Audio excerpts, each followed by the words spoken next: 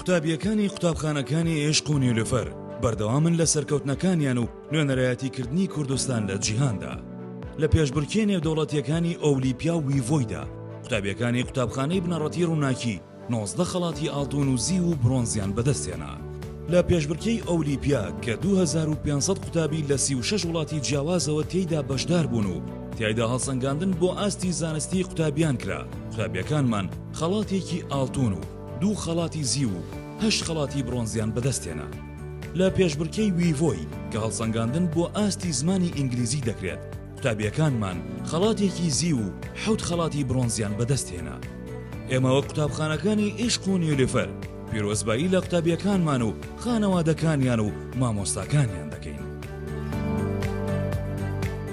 بۆ پەیوەندیکردن بە قوتابخانەکانی عێشق و نیلوفەر 0750 622 12 12